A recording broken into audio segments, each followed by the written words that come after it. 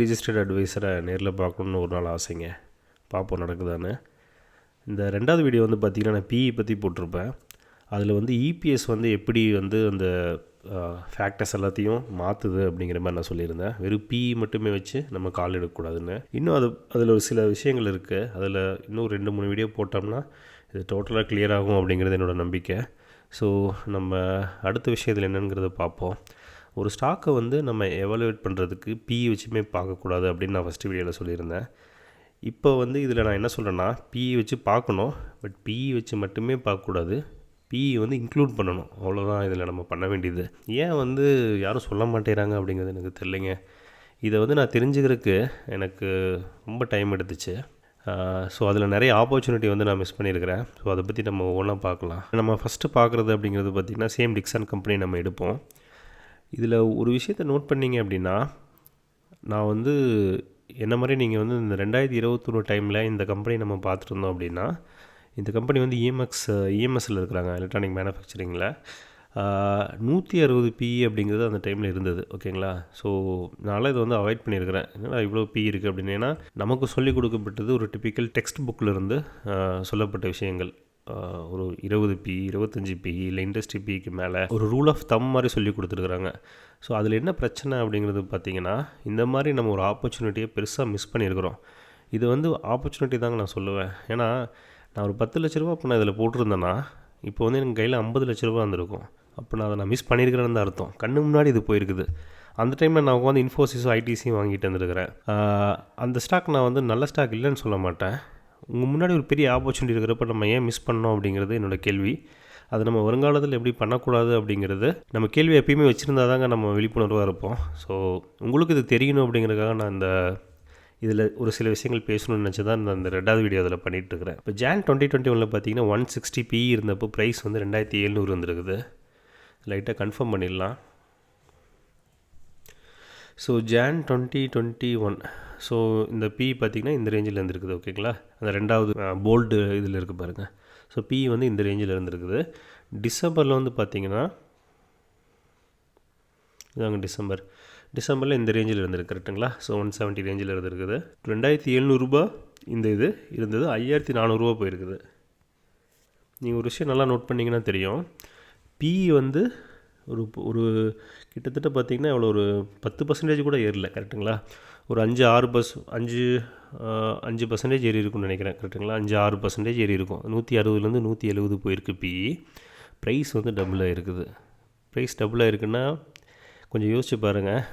நீங்கள் அப்பயே இந்த மணியை இந்த 1 இயரில் நீங்கள் டபுள் பண்ணியிருக்கலாம். சரி, ஓகே. இப்போது ஜான் 2021 ஃபிப் 23 இந்த டைமில் கிட்டத்தட்ட பார்த்திங்கன்னா 2.5 டைம்ஸ் வந்து பிஇ வந்து குறைஞ்சிருக்கு. ஓகேங்களா? ஸோ டபுள் பண்ண மணி மறுபடியும் ஒரிஜினல் ரேஞ்சுக்கே வந்துருச்சு. ஸோ இப்போ நம்ம 10 lakhs இன்வெஸ்ட்மெண்ட்டே வச்சுக்கோமே. நீங்கள் 10 lakhs இன்வெஸ்ட் பண்ணியிருக்கிறீங்க ஜான் 2021. அது உங்களுக்கு 20 lakhs ஆகிருக்குது. மறுபடியும் ஃபிப் 23 அது அகெயின் 10 lakhs ஆகிருக்கு. ஸோ நீங்கள் கிட்டத்தட்ட வந்து ஒன்றும் சம்பாதிக்கல. இந்த ஒரு 2 வருஷம் 1 மாதம் கரெக்டுங்களா? அந்த டைமில் நீங்கள் போட்டோம்னா அப்படியே திரும்பி வந்திருக்குது. என்ன பிரச்சனை அப்படின்னா, பிஇ வந்து அவ்வளோ டைம் இறங்கியிருக்குது. பயங்கரமாக பிஇ வந்து கரெக்டாக இருக்குது. இதில் ஒரு பியூட்டி என்னென்னு பார்த்தீங்கன்னா, 2.5 டைம்ஸ் சொன்னேன்னா இந்த பிஇ இறங்குனது ஜஸ்ட் ஒரு அப்ராக்சிமேட்டாக தாங்க சொல்கிறேன். அந்த மாதிரி இறங்குறப்போ 2 டைம்ஸே வச்சுக்கோமே, உங்கள் பணம் வந்து 2 டைம்ஸ் இறங்கலை. எதுனாலன்னு பார்த்தீங்களா? ஸோ அதுதான் நான் ஃபஸ்ட்டு வீடியோவில் சொன்னேன், இபிஎஸ். ஓகேங்களா? இயர்னிங்ஸ் தாங்க முக்கியம். நெட் ப்ராஃபிட் இருக்குது பார்த்தீங்களா? அந்த மார்ஜின் தாங்க ரொம்ப ரொம்ப ரொம்ப முக்கியம். பிஇ 2 டைம்ஸ்க்கு மேலே கரெக்டானால் கூட உங்கள் பணம் அப்படியே இருந்திருக்குது, பெருசாக கரெக்ட் ஆகலை. ஏன்னா இபிஎஸ் வந்து உங்களை காப்பாற்றிருக்கு. இப்போ வந்து பார்ப்போமே இப்போ என்ன ஆயிருக்குன்னு சொல்லி தாங்க. சரி, 10 லட்சம் 50 லட்சம் ஆக முட்டது அந்த ஆப்பர்ச்சுனிட்டி விட்டேன்னு சொன்னேன் இல்லையா? பாருங்கள், கிட்டத்தட்ட பிஇ அதே ரேஞ்சுக்கு மெயின்டைன் ஆகி 2700 அந்த ஸ்டாக்கு 15000 வந்துருக்குது. ஒரு 3000 வைங்களேன், 5 டைம்ஸு. ஸோ 5 டைம்ஸ் காசு போச்சு. இதனால் அந்த டெக்ஸ்ட் புக் ரூல். ஸோ இதுதாங்க நடந்திருக்குது இங்கே. ஸோ பிளைண்டாக வந்து இதை ஃபாலோ பண்ணக்கூடாதுங்க. அதை மட்டும் நான் புரிஞ்சுக்கிட்டேன். இந்த தப்பை நான் இனிமேலும் பண்ணக்கூடாதுன்னு. சரி, அப்போது பிஇ வச்சு பார்க்கக்கூடாது, ஓகே. பிஇ வச்சும் பார்க்கணும் அப்படின்னு நான் சொன்னேன் இல்லைங்களா? ஸோ அதில் வந்து நம்ம ஏஷியன் பெயிண்ட்ஸ் எடுத்து பார்ப்போம். இங்கே வந்து பார்த்திங்கன்னா நம்ம ஒரு 10 லட்ச ரூபா போட்டிருந்தோம்னா அது எப்படி 6 லட்ச ரூபா இருக்கும் அப்படிங்கிறத நம்ம பார்க்க போகிறோம். ஜான் 2022 வந்து பார்த்திங்கன்னா பி ரேஞ்சு வந்து 100 கிட்ட இருந்தது. ஜான் 2022 இந்த டைமில் பார்த்திங்கன்னா ஒரு 100 ரேஞ்ச் இருந்துருக்குது. இப்போ எவ்வளோ இருக்குது? இப்போ 47 இருக்குங்களா? ஓகே, நம்ம இங்கே வந்துடுவோம். ஸோ 100 இருந்த பிஇ அப்போது 3300 ரூபா ஒரு ஷேரோட ப்ரைஸு.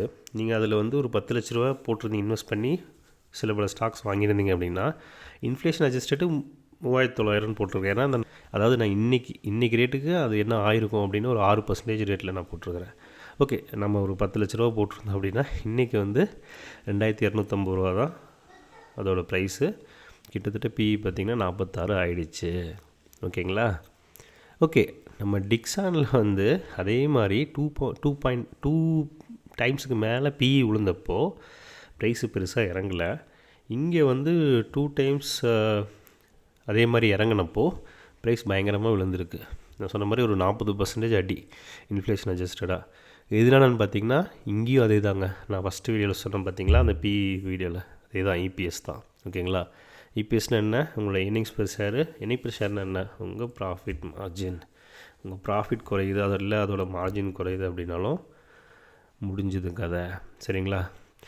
ஸோ நீங்கள் அனலைஸ் பண்ணுற கம்பெனியில் பிஇ பார்க்காதீங்க, பிஇ கூட சில விஷயங்களே சேர்த்து பாருங்கள். அதுதான் உங்களோட அந்த கம்பெனியோட க்ரோத்து, வளர்ச்சி. ஓகேங்களா? ஸோ நெக்ஸ்ட்டு வந்து நம்ம என்ன பார்க்கலாம் அப்படின்னா, ஃப்யூச்சரில் நம்ம இது என்ன பண்ணலாம் அப்படிங்கிறத நம்ம பார்ப்போம். எப்படி வந்து டிக்ஸான் மாதிரியான கம்பெனி நம்ம விடக்கூடாது அப்படிங்கிறத பார்ப்போம். எப்படி ஏஷியன் பெயிண்ட்ஸ் மாதிரியான கம்பெனியை விடணும் அப்படிங்கிறத நம்ம பார்த்துருவோம். ஓகேங்களா? இந்த பி ரேட்டிங் அண்ட் ரேட்டிங் இதையும் பார்ப்போம். ஸோ உங்களுக்கு ஓவராலாக ஒரு 4 வீடியோவில் நம்ம இந்த பிஇ மித்தை உடைச்சிடலாம். ஸோ தேங்க்ஸ் ஃபார் வாட்சிங் திஸ் வீடியோ எவ்ரி ஒன். நான் உங்களை மற்றொரு வீடியோவில் சந்திக்கிறேன். பை.